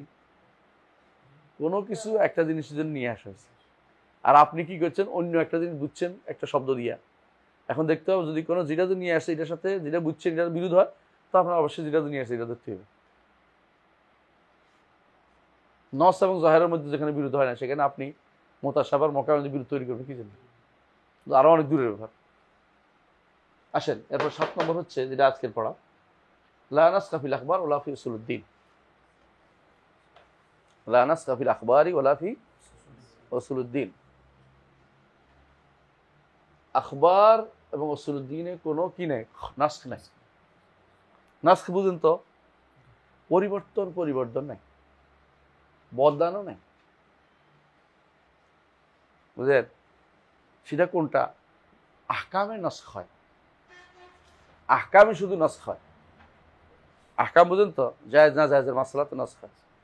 কিন্তু কোনোটা এক যুগে শিরিক ছিল, আরেক যুগে ঈমান ছিল, এখন এটা শিরিক হয়ে গেছে, আগে ঈমান ছিল, অথবা আগে শিরিক ছিল এখন ঈমান হয়ে গেছে, এরকম না। হ্যাঁ, হুকুম আহকামে পরিবর্তন আসে, কিন্তু আকায়েদের মধ্যে কোনো পরিবর্তন হয় না, বুঝলেন? তো আখিরাতের উপর ঈমান সব সময় ছিল, তাকদীরের উপর ঈমান সব সময় ছিল, নবীদের উপর ঈমান সব সময় ছিল, কিতাবের ঈমান সব সময় ছিল, ফেরেশতাদের উপর ঈমান সব সময় ছিল, বুঝে আসছে? আর আল্লাহর উপর ঈমানের বিষয়টাও সব সময় ছিল। এগুলি কোনো নবী থেকে বাদ যায়নি, প্রত্যেক নবী এর প্রতি আহ্বান জানিয়েছে। আরকানুল ঈমান কখনো কম ছিল না, হ্যাঁ, আরকানুল ঈমান কখনো কম ছিল না, এটা বিশ্বাস করতে হবে। কোনো কোনো মাসায়েল আহকামের মধ্যে কিছু যোগ যোগ পরিবর্তন হয়েছে, যেমন যেমন মুসা আলাইহিস সালামের যুগে যে শরীয়ত ছিল আমাদের সে শরীয়ত না, ঈসার যুগে যে শরীয়ত আমাদের সে শরীয়ত না, কিন্তু আকায়েদের মধ্যে পরিবর্তন নাই। কথা বুঝেন নাই? আকায়েদ স্থায়ী জিনিস, আখবার শরীয়ত নাই কেন? মিথ্যা, দুইটা মিথ্যা হইতে পারে না। আল্লাহ এটা করেছেন, আকায়েদে কি করে সংবাদ দেয়? সংবাদ দুই রকম হইলে বোঝা গেল যে আগেরটা কি ছিল, আমার ভুল ছিল, অথবা পরেরটা ভুল হয়েছে, একটা ভুল হয়েছে। দুইটা একসাথে শুদ্ধ হইতে পারে না, আর দুইটা দুই রকম হইতে পারে না, সংবাদ দুইটা একটা শুদ্ধ হইবে। কিন্তু আহকাম দুই সময় দুইটা রকম আল্লাহ তাআলা লিকুল্লিন জাআলনা মিনকুম শিরাতান ওয়া মিনহাজা, শরীয়ত ভিন্ন ভিন্ন দিয়েছেন। আল আম্বিয়াউ ইখওয়াতু আল্লাতিন, হ্যাঁ, দীনুহুম ওয়াহিদ উম্মাহাতুহুম শাত্তা, মানে আকীদা একটা, আর তাদের মা বিভিন্ন, অর্থাৎ শরীয়ত বিভিন্ন, শারায়ুহুম শাত্তা, শরীয়ত বিভিন্ন, আকীদা একটা। তাহলে এখানে কোনো নাস হইতে পারে না, বুঝলেন তো? আখবার, এটা আপনার মাথায় রাখতে হবে, এটা রাখতে হবে যে আখবারে কোনো নাস হয় না। এখানে আসেন রাদ্দুত তানাজুল কিতাব ওয়াস সুন্নাহ, কত নম্বর? এটা 8 নম্বর হচ্ছে আমাদের কাছে যদি কোনো কোথাও আমরা মতভেদ করি, আল্লাহ তাআলা কি বলছেন? ইয়া আইয়ুহাল্লাযীনা আমানু আতিউল্লাহ ওয়া আতিউর রাসূলা ওয়া উলিল আমরি মিনকুম ফাইন তানাযাতুম ফি শাইইন ফারুদ্দু ইলাল্লাহি ওয়ার রাসূল। ইল্লাহ ওয়ার রাসূল কেমনে আল্লাহ রাসূল ফিরে আসবে বলেন তো? কোরআন ও সুন্নাহর দিকে। কেন এটা এইবারে কোনো মতভেদ হইতে পারে? কিন্তু এখানে কিছু মানুষ এখানে মতভেদ করছে, কোন জায়গায় বলেন তো? ওয়ালাউ আন্নাহুম যালামু আনফুসাহুম জাউকা ফাস্তাগফিরুল্লাহ ওয়াস্তাগফার লাহুমুর রাসূল ওয়াজিদুল্লাহ তাওয়াবার রাহিমা। রাসূলের কবর কাছে যাইতে হবে। কেন যাইতে হইব? রাসূলের কবরের কাছে গিয়ে রাসূলের কাছে চাইতে হবে। আল্লাহ বলছে যদি তোমরা যদি জুলুম করো, ওলাউ আন্নাহুম, যদি তারা জুলুম করার পরে যদি রাসূলের কবরের কাছে এসে, না এটা বলছে রাসূলের কাছে আসতে বলছে, রাসূলের কাছে আসতো এবং রাসূলের কাছে, হ্যাঁ, চাইতো যে আল্লাহর কাছে আপনি যেন আমাদের জন্য ক্ষমা প্রার্থনা করেন, তো আল্লাহ তাদের জন্য কি করতো? আল্লাহ তাদেরকে অবশ্যই ওয়াজিদুল্লাহ তাওয়াবার রাহিম। এখন তারা বলতেছে রাসূল তো মরে নাই, শশিনাওয়ালারা কই, শশিনার কেউ আছেন নাকি? নাই তো, তাই না? পালাই গেছে নাকি? কই তোর, ও তো শশিনার বড় লোক আছে আমার, সমস্যা নেই। ওনাদের মূল কথাই হচ্ছে এটা, যে শিক্ষা এটা হচ্ছে, আপনি দেখবেন ওনাদের নয় শুধু, এটা বেশিরভাগ আমাদের বাংলাদেশের মানুষের দোষ, ওনার দোষ দিয়ে লাভ নাই, এটা খারাপ অর্থে না। আপনি দেখবেন যে এই যে এই আয়াতটার ভুল ব্যাখ্যাটা কেমন। এখনো তারা মনে করে মদিনায় গিয়ে কি করতে হবে, মদিনায় গিয়ে কি করতে হবে? রাসূলের কবরের কাছে গিয়ে এই আয়াতটা পড়তে হবে।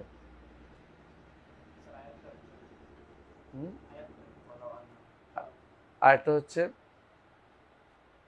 যে ওয়ালাউ আন্নাহুম ইয যালামু আনফুসাহুম জাউকা ফাস্তাগফিরুল্লাহ ওয়াস্তাগফার লাহুমুর রাসূলু লাওয়াজিদুল্লাহ তাওয়াবার রাহিমা। এটা কেন আসছে এটাও বুঝে না, এটা আসছে মুনাফিকদের সামনে। রাসূলের যুগে যারা মুনাফিকি করতো তাদের ব্যাপারে আসছে, যে মুনাফিকরা যদি কোনো আল্লাহর কাছে ক্ষমা চাইতো আর আপনার কাছে বলতো আল্লাহর কাছে আপনি ক্ষমা চাইতেন তাদের জন্য, আল্লাহ তাদের তওবা কবুল করতো। এটারে এখন তারা বানাইছে নিজেদের উপরে, বলছে যে রাসূলের কাছে আসতে বলছে, এবং তারা সুন্দর করে বানাই বলে, শশিনা ছাড়াও অন্যরাও বলে, কি বলে? ইয়া রাসূলুল্লাহ, আল্লাহ তাআলা দুনিয়ার জীবনে আপনার কাছে আসতে বলছে আমাদেরকে, আমরা তো দুনিয়ার জীবনে আসতে পারিনি, এখন মরার পরে আসছি, আপনি আল্লাহর কাছে আমাদের জন্য ক্ষমা চান। বুঝছেন? এটা যে কোরআন আয়াতকে ভুল বুঝছে, আপনি বুঝতে পারেন তো? কারণ রসুলের মৃত্যুর পরে বিল ইজমা আগে থেকে হয়েছে মানুষ কোথায় যাবে? সুন্নার দিকে। আর কোরআনের কথা বললে, আসতে বললে সবসময় কিসের কাছে? কিতাবের কাছে। কিন্তু আল্লাহকে আমরা পাচ্ছি না, রসুলকেও পাচ্ছি না। আমাদের এখন যাওয়ার জায়গা দুইটাই কি? কোরআন এবং সুন্নাহ।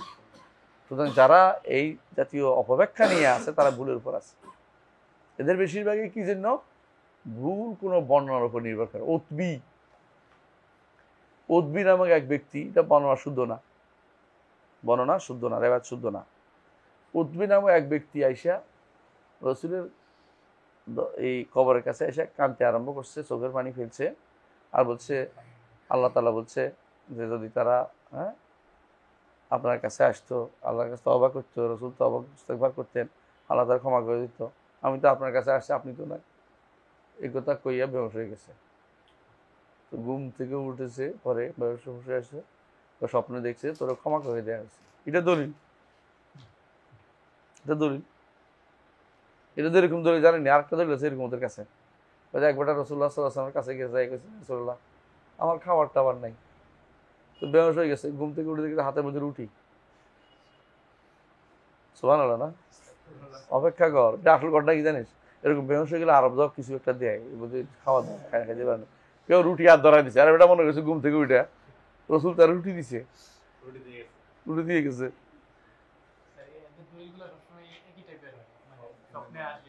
হ্যাঁ, এই কিছু একটা আসবেই না, স্বপ্নের মাঝে দলিল পাওয়া যায় না তো, এই কিছু এমনি বের হয় কষ্ট করে। তুই এই কথাটা যখন তোর সোনা গান্ধা যাই বুঝতে পারিস, তোরা আস্ত রাখবে কিনা, চুলগুলি কাইটে কামাইয়া তোর লম্বা করে দিব। চিনিস তো সোনাগান্ধ মাহমুদের একটু বলিস তো। মাহমুদ তোর আড়াই বাড়ির মুরিদ না? তোরা আমি চিনি নি, তোর সোনাগান্ধ দরবার হলো আড়াই বাড়ি। সব দিতে হবে, সব পুরপুরা চিনি না। তবে আমি জানি বাংলাদেশে বেশিরভাগ হয় শশী না, সবগুলি ফুরফুরার গোষ্ঠী, হয় শশী না চর্ম নাই, এদের কোনো না কোনোভাবে লেজ আছে, অথবা আছে না। আটরশিটা কিন্তু বালাকুটি, বালাকোট বুঝনি? বালাকোটে দুইটা গোষ্ঠী, আর দুইজন ছিলেন, একজন হচ্ছে স্যার সৈয়দ আহমদ শহীদ, স্যার না সৈয়দ আহমদ শহীদ, একজন শাহ ইসমাইল শহীদ বলি আর কি, আমাকে বলি ইনশাল্লাহ শহীদ, ব্যাস ইনশাল্লাহ দিয়ে গেলাম। তো শাহ ইসমাইল কিন্তু বিশুদ্ধ আকীদা মানহাজের লোক ছিলেন। ওনার থেকে এই জন্য কেউ বেদাতিরা দেখায় না, শাহ ইসমাইল থেকে। ওনার বই আছে তাকওয়াতুল ঈমান, বই আছে তাকওয়াতুল ঈমান, খুব ভালো বই আছে, ভালো। তো সৈয়দ আহমদ সাহেব ছিলেন অনেকটা ভালো মানুষ ছিলেন, নেককার মানুষ ছিলেন, কিন্তু এলমে দুর্বল ছিলেন। আবার ওনার অনুসারী বেশি ছিল কেন? উনি একটু বেশি আবেগ ছিলেন। ওনার অনুসারীরা, এদেরকে বলে বালাকুটি, মানে বালাকুটে উনি মারা গেছেন তো, বালাকুটি বলা। তো বালাকুটি ওনার ছাত্র হচ্ছে ওই যে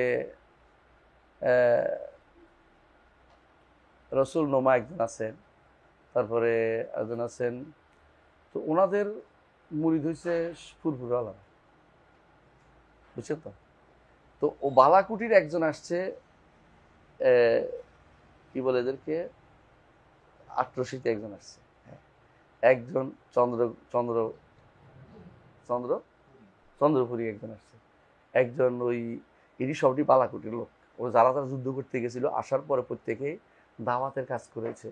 তো কেউ কেউ দাওয়াতের সাথে তাসাউফ একসাথে করেছে, বুঝতে পারছেন? এবং তখন এলমের খুব প্রসাদ ছিল, সত্য কথা এটাই। হাদিসের খুব প্রসাদ ছিল। এলমে হাদিসের প্রসাদ যেখানে থাকবে সেখানে বেদাত থাকে না, মনে রাখবে এটা। যত এলমে হাদিস চাপাইবে তত বেদাত প্রবেশ করবে। এলমে হাদিস ঢুকবে, বেদাত পালাবে। এলমে হাদিস বেদাত একসাথে ঢুকবে না। রাসূলুল্লাহ সাল্লাল্লাহু আলাইহি ওয়াসাল্লাম হাদিস যেখানে ঢুকবে এখানে অন্ধকার চলে যাবে, বেদাত থাকবে না। তো ওনার অধীন যেগুলি এসেছিল না, এই যে এমনকি আশ্চর্য জিনিস হচ্ছে দেওয়ানবাগি, এগুলি সবগুলি কিন্তু, এমনকি মাতুয়ালি, শাহ মতুয়ালি, সবটি কিন্তু বাংলা, এমনকি ইয়ারা ওই যে ফুলতলি, এরাও বালাকুটি, জৌনপুরি বালাকুটি, জৌনপুরিও বালাকুটি। না, এই তো কথার কথা। কোরআন এবং সবাই দাবি করে, ফুরফুরে দাবি করে, অস্বীকার করছি না। এটা শুনলে তো খবর আছে আমার। চট্টগ্রাম তো একবার রসুল বংশধরে গেছে, মনে করতেছে সব বংশধর গেছে, শিয়ারা তো সব সৈয়দ দেখে। তো আসলে এরা সবগুলি বালাকুটি। তবে আরেকটা গোষ্ঠী আছে আঞ্চলিক। আঞ্চলিকটা হলো এই ইয়াটা, এই যে ভান্ডারি, হ্যাঁ, তারপরে ওই যে আরেকটা আছে আবার এখন কিছু দায়েম শরীফ এখানে, এই সবটি কিন্তু বালাকুটির অংশ। বালাকুটি ভালো কিছু প্রথম থাকলেও সে সবগুলি বরবাদ হয়ে গেছে। এইগুলি সবগুলি ফিরে আস্তানা শিখাচ্ছে কি জন্য, বুঝার জন্য এই দেশটা কিভাবে ছেয়ে আছে। এরা দেশের ভিতরে রন্ধে ঢুকে গেছে। এরা তোদের এরকম রন্ধে ঢুকতে ঠিক হবে দেশটা, ঢুকতে পারিস। এখন তোমার দেখো মাদ্রাসা বোর্ডে সিলেবাস পরিবর্তন করতে গেলে খেপে যায় কারা? বালাকুটিরা। এইভাবে সবাই একমত। তুমি ইচ্ছা করলেও সত্য পড়াইতে পারবে না, ইচ্ছা করলেও তুমি সত্য লিখতে পারবে না, পড়বে না, কেউ মাদ্রাসা নিবে না, তোমার বই পড়াবে না, দরকার হলে ঝগড়া করে ফেলবে, কবর পূজা পড়াবে। এই জন্য মাদ্রাসাগুলো দিয়ে পড়াও তো সমস্যা। তোমার বই পড়াবে না, তুমি যত চেষ্টা করো না কেন। এদের আবার অনেকগুলো ছোট ছোট শাখা হয়েছে। ওই যে যেমন শর্ষিনা, সোনাকান্দা, এগুলি ফুরফুরা, বুঝছো তো? সোনাকান্দার আবার অনেকগুলি শাখা হয়েছে। ফাতেহাবাদ হয়েছে, তারপরে হ্যাঁ তো আড়াইবাড়ি হয়েছে, ওনার মেয়েদের যেখানে বিয়েতে সব ফিরে হয়ে গেছে। তারপরে সিংগুলা হয়েছে, তারপরে 10 পাড়া হয়েছে, তারপরে তুই জানাস না কেন মুখস্থ এগুলি। পীর গোষ্ঠীর মানুষ তো এই জন্য সব মুখস্থ পারে। তুই পীর গোষ্ঠী নাই না, আমি পীর গোষ্ঠী, আমার বসলে হইতো, দরবারে বসলে গেলে খারাপ হইতো না। আলহামদুলিল্লাহ, আমি দরবার নষ্ট করে দিয়েছি, খুব দুঃখ আমার। শশীনার হুজুরদের দুঃখ, আমি দরবারটা নষ্ট করেছি। আমি কিচ্ছু করি নাই, আমি তো বিরোধিতা করতেছি না, তোরা বসে যা, আমার ভাইদের বলে তোরা বসে যা। ওরা বলে হ্যাঁ আর করবো না, বসবো না। কেন বসবো? এটা কি জন্য বসে থাকবো? আমার ভাইরা বসতে চায় না।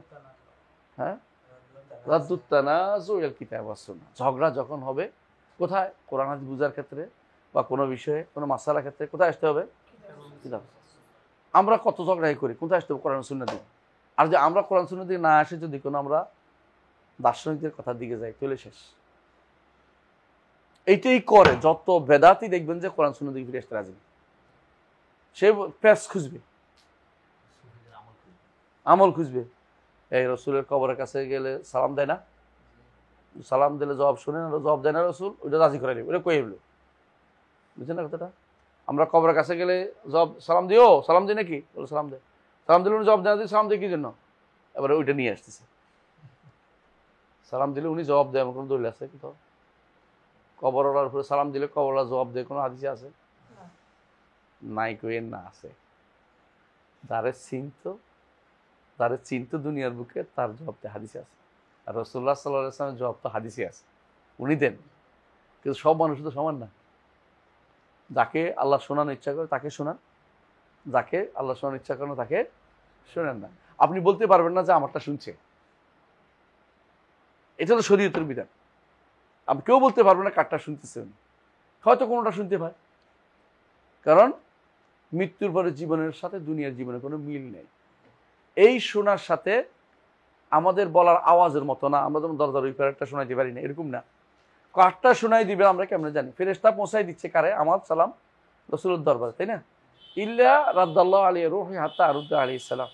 আল্লাহ আমার রূহ ফেরত দেন, আমি তার উপরে সালাম জবাব দেই। আচ্ছা, তো উত্তর দেয় তো, তাই না? এটা হাদিসে আছে। এবং ইমাম ইবনে তাইমিয়া উল্লেখ করেছেন, দুনিয়াতে কেউ যদি চিন্তা কাউকে এরকম কেউ যায় সালাম দিলেও জবাব দেয়, তাহলে সবাই না, সবাইটা জবাব দিচ্ছে, কোনো দলিল নেই। কথা বুঝছো? যদি এইটা যদি হয়, খেয়াল করে দিলাম, তাহলে বোঝা গেল মৃত্যুর পরে জীবনের সাথে মৃত্যুর জীবন উপরের জীবনে কোনো মিল। উপরের জীবনে তো আমরা এই পাশের ওই পাশের কথা শুনি না। আর মাটির ভিতরে যাইয়া যদি কোনো শোনাইতে হয়, কে শোনাইতে পারবে? একমাত্র আল্লাহ। ইন্নাকা লা তুসমু মান, ইন্নাকা লা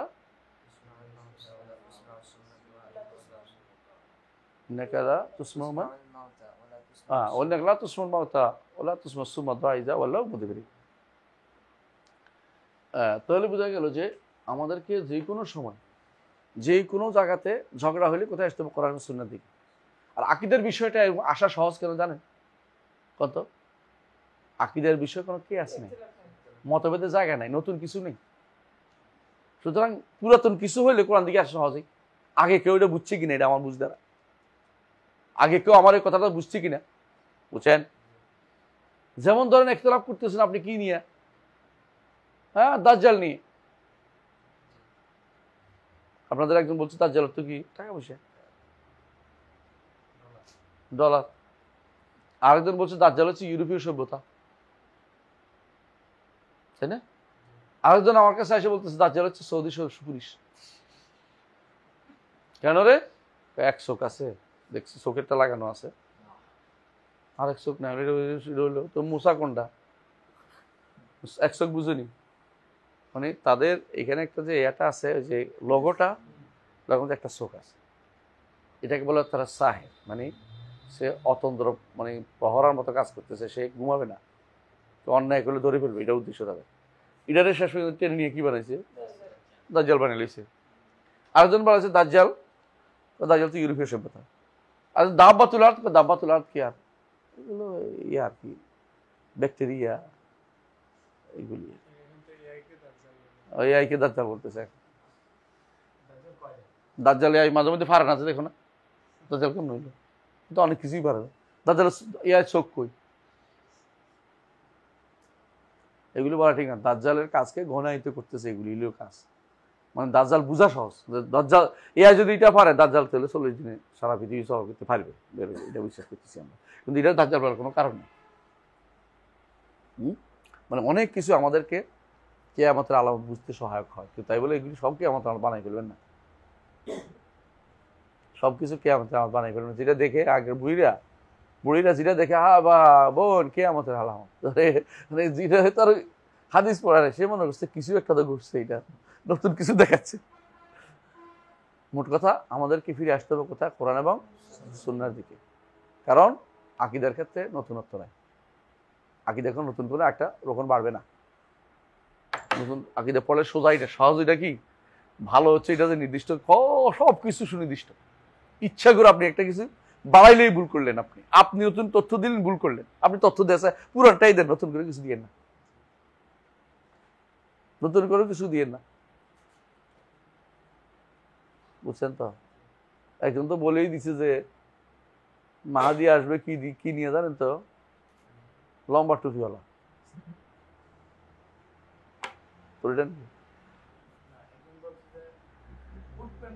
হ্যাঁ, কোট প্যান্ট টাইওয়ালা, খোঁচা খোঁচা দাঁড়িয়েওয়ালা, উনিই কইছে। আবার কইছে উনি কইছে টুপিটা হবে ওনার কি যেরকম, মানে যে টুপি, ওই যে আঁকা আঁকা টুপি আর কি, বুঝছেন তো? কার কথা বললাম না, বাকিটা এটাও বলে ফেলছে, যাতে করে ওনার ওই দল থেকে অন্তত মাহাদি। হ্যাঁ, আরো তো বলছে, হ্যাঁ আরো তো বলছে ওই দল থেকেই হবে, সরাসরি করছে, এবং ওদের ছাত্র সংগঠন থেকেই বেরোবে বলছে। আমার এখন চিন্তা, আশ্চর্যের বিষয় লাগতেছে এটাই, যে এত পাগল কেমনে মানুষ হয়। মানে আর কোনো, মানে শুধু বাংলাদেশের জন্য দাজ্জাল, পৃথিবীর কেউ দাজ্জাল চিন্তা করতেছে না। ওরা যদি বলে যে ওদের দেশের কারোর মতো হবে, তাহলে কি হবে? দিন নিয়ে ঠাট্টা মশকারি করে। আকীদার বিষয় কখনো ইজতিহাদের বিষয় না। আকীদার বিষয় হচ্ছে ঈমানিয়াতের বিষয়, যেটা আছে এটাই বিশুদ্ধতা বলার নাম, কোরআন এবং সুন্নাহর বাইরে না যাওয়ার নাম। কথা কি বুঝতে পারছি? এটা আমাদের খেয়াল রাখতে হবে। তো এটা গেল তানাজুল। 9 নম্বর হচ্ছে হুজ্জাতুল আখবাল আহাদ ফিল আকিদাতি ওয়াশ শরিয়াহ। খবর ওয়াহিদকে কারা কারা মানে, কারা কারা মানে না, এটা আমরা আলোচনা আসবে। তবে আমাদের নিকট খবর ওয়াহিদ যদি সহি হয়ে যায়, সেটা আকীদাত গ্রহণযোগ্য এবং আহকাম গ্রহণযোগ্য। বুঝতে আসছে? এরা আকীদাতে গ্রহণ করে এক জায়গায়, আশারি মাতুরিদিরা কখন? মরার পরে। মরার আগে সামরিয়াত বলে এটাকে, মরার আগে না আকলিয়াত, ওখানে খবর ওয়াহিদ গ্রহণ করে না। কেউ কেউ কোরআন আয়াত আনলেও আনে, যেমন আপনাদের বাহারুল দাম বইটা আছে না, বাহারুল কালাম, এটার মধ্যে দেখবেন যে কোরআন আয়াত আনছে, কিন্তু হাদিস আনবে না। হাদিস তো খবর ওয়াহিদ, দুই একটা মোতাবাতের আনি, কি আনেই না। না, বাহারুল কালাম একটা বই আছে, এটা হলো এদের মাতুরিদের। আর যারা আশারি নাসাবি আছে, সেটা একটা আয়াত আনেনি, একটা হাদিসও আনে। হে তার নীতির উপর আছে, যে নীতিটা তারা নির্ধারণ করছে কি যে আকীদার ক্ষেত্রে কোনো পরের আয়াত আসবে না, হাদিস আসবে না, আদিলে লফজিয়ে কাজ করবে না। আদিলে লফজিয়ে বুঝছেন? আদিলে লফজিয়ে বুঝেন? ক্বাল আল্লাহু ওয়া ক্বাল আর রাসূল, লফজ আছে দিলে না, তো কি হইতে হইব?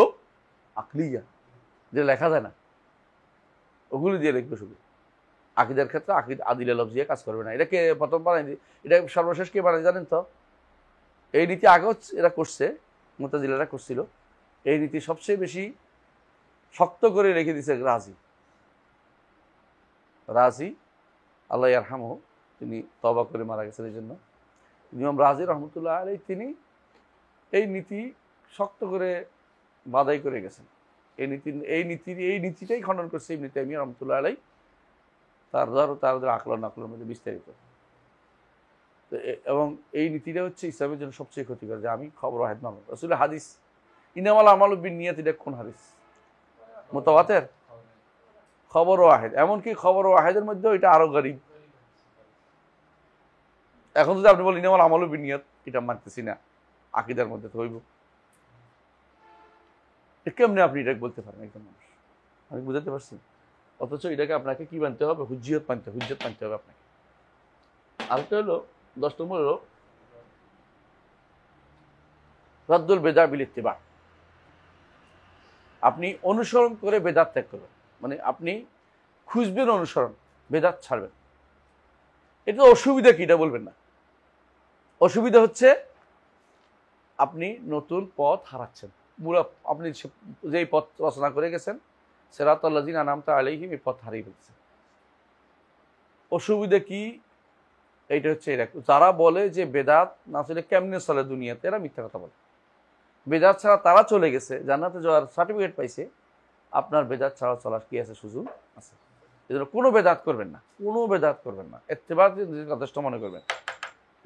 নিজেকে যথেষ্ট মনে করবেন, কয়টা হলো? এই 10টা নীতিকার আমাদের। আমি এখানে আলোচনা করব, আমি দাঁড়িয়ে আলোচনা করব বেদাতীদের আকীদার উৎস, বেদাতীদের আকীদা গ্রহণের নীতিমালা। বলেন এটা ওয়াদাম তাকদিমিল মাকালাতিল বিদঈয়া ওয়াল মুবতাদিআ। যারা বেদাতি যে সমস্ত মাকালাত আছে, যেমন কি আদিলে লফজিয়ে হুজ্জত না করে দিল, এগুলি দিয়ে দলিল দিবেন না। যেমন কি বললো যে কাদাম নষ্ট হয়ে যাবে, এগুলি দলিল দিবেন না। যেমন আপনাকে বললো হরকত হয়ে গেল, এগুলি দলিল দিবেন না। এগুলি বলবেন না।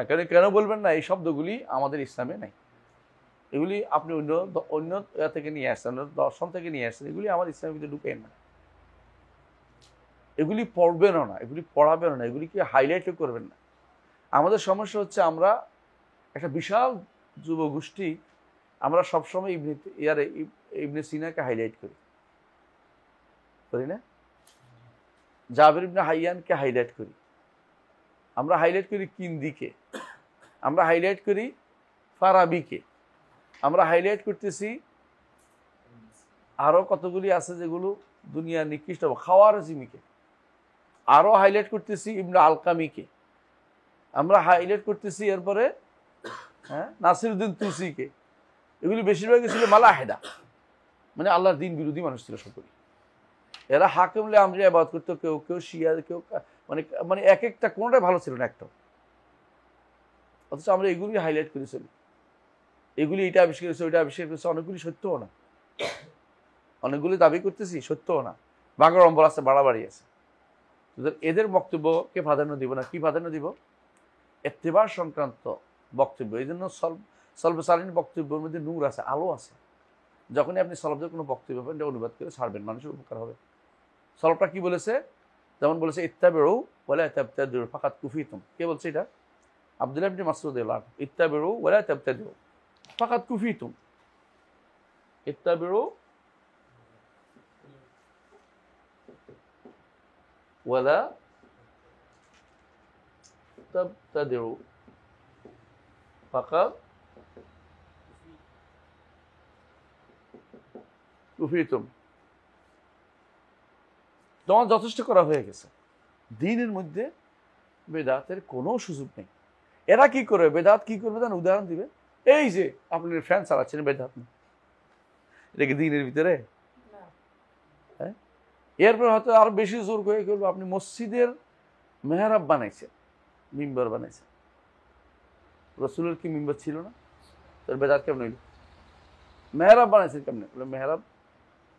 মেহরাবটাকে বলা হয় মাসালে মুরসালা। কেন? পশ্চিম দিক বুঝতে সহজ হয়, দূরের মানুষ বুঝবে যে এইটা কেবলামুখী। মেহরাব দিয়ে সওয়াবের আশা কেউ করে না। মেহরাব একটা ফাহওয়ান নাস, নসে দাবি করে, নসে বলে যে কেবলামুখী হইতে হবে। হ্যাঁ, কি বলছে? আইনামা আইনামা তাকুনু, না এটা না, একটা আছে কি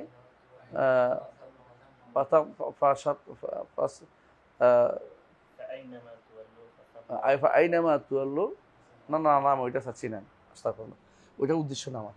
আমার উদ্দেশ্য হচ্ছে এটা যে ফাওয়াল্লি ওয়াজহাকা শাতরাল মাসজিদিল হারাম হাইসুমা কুনতুম ফাওয়াল্লু উজুহাকুম শাতরা। আহসানতা, বারাকাল্লাহু ফিক। তো এটাই আমি চাচ্ছিলাম, যেখানে আয়াত আল্লাহ বলে দিয়েছেন হাইসুমা কুনতুম ফাওয়াল্লু উজুহাকুম শাতরা, যেখানে থাকো না কেন তোমার চেহারাকে শাতরাহু, সেই দিকে ফিরিয়ে দাও। কোন দিকে? কিবলার দিকে, কাবার দিকে। কারণ কাবার দিকটা আমি সব সময় তো নির্ধারণ করতে পারবো না, আমার কাছে তো আর সব কিছু থাকে না। কিন্তু যখনই মসজিদ দেখবো তখন আমার আর অনেক সময় আপনার মনে হবে এদিকে কাবা। আপনাকে 10 জনে বলেও শুনবেন না, এদিকে পড়ে যাবে। আমি এত বছর পরে মদিনা এদিন নামছি, যে নামার পরে উল্টা দিকে ফিরে নামাজ শুরু করি, উত্তর দিকে। নামাজ শেষ করার পরে আইসা সব মানে যারা কর্মচারী এসে করতেছে, আর ওর মনে করছে আমি আরবি আর বলছে সালাদ কি দাও, মুখ কি দা, মানে এদিকে ওদিকে উল্টা দিকে পড়তেছো কেন? তো আমি, তোদের আর সাথে ছিল যে একজন বলতো কি রে, এত বছর থাকার পর তোরও বলিল আমারও বলিল, ঘটনাটা কি? উল্টা দিকে বললো নামাজটা, আবার ফিরে এদিকে ফিরে নামাজ করছি। যদি কারণ ওরা লেখা নাই, পরে দেখি ওরা কিন্তু এক জায়গায় টান দিয়ে রাখছে, ক্যাবলা একটা ইঙ্গিত চিহ্ন দিয়ে রাখছে। যদি ইয়া হইতো তো ভালো হইতো, ভিতরের দিকে দেখা গেলে ভালো হতো, কারণ অনেক সময় লেখা তো অনেকে দেখে পড়তে পারে না। কিন্তু যখনই একটা মেহরাবের মতো হয় তখন বুঝতে পারে এইটা মসজিদ ছাড়া কিছু হইতে পারে না, এটা মসজিদেরই এদিকে হবে কাবা। কথা বুঝছো? তাহলে মানুষ এটা হলো মাসালে মুরসালা। মাসালে মুরসালা তো শরীয়ত অনুভূতি। আমরা ফাহওয়ান নাস একটু আগেও বলেছি, শরীয়ত চাই এটা যে মানুষ কেবলার দিকে ফিরুক, কারণ কেবলার দিকে ফিরে জন্য বস্তা থাকে অসুবিধা নেই, ভালো জিনিস। শরীয়ত চায় যেমন আমার আওয়াজটা সবাই শুনুক। এখন এটাকে যদি কোনো কেউ মাইক লাগাই দেয়, শরীয়ত ফাহওয়ান নাস দাবি করতেছে, এটা ক্যাশ না কিচ্ছু, এটা কি ফাহওয়ান নাস? নাসের দাবি হচ্ছে আমার শব্দটা সবাইকে শোনার ব্যবস্থা করবে, এই জন্য মাইকটা লাগানো হয়েছে। মাইকটা লাগালে কি করতো? মোকাব্বে থাকতো। তো মোকাব্বের অর্থ কি? আওয়াজ বড় করি না, তো আমার মাইকে আওয়াজ বড় করতেছে, কাজ তো একটাই, আমি কি আর 2 নম্বর বেদাত করতেছি না কেন? কিন্তু এই মানুষগুলি এটাকে বেদাত বানাবে। তারা কি করে? সবসময় ঘুরতে থাকে, কি করে? আমরা একটু আগে বলেছিলাম, রাদ্দুল মুতাশাবিহ ইলাল মুহকাম না করে মুহকামগুলিকে মুতাশাবিহ বানায় ফেলে। আল্লাহ আমাদের বোঝার তৌফিক দান করুন। আগামী ক্লাসে আজকে আর পড়াবো না, আগামী ক্লাসে তৈলে আজকে আর পড়াবো না, আগামী ক্লাসে ইনশাল্লাহ আমরা পড়বো বেদাতীদের আকীদা। লিখে রাখেন, মনে করাই দিন, বেদাতীদের আকীদা গ্রহণের মূলনীতি এবং আকীদা গ্রহণের উৎস এবং তাদের নীতি এবং দুইটার মধ্যে আমরা আলোচনা করবো, বুঝে আসি ইনশাআল্লাহ। সুবহানাকাল্লাহু ওয়া বিহামদিকা আশহাদু আল্লা ইলাহা ইল্লা আনতা আস্তাগফিরুকা ওয়া আতুবু ইলাইক। আসসালামু আলাইকুম ওয়া রাহমাতুল্লাহি ওয়া বারাকাতুহু।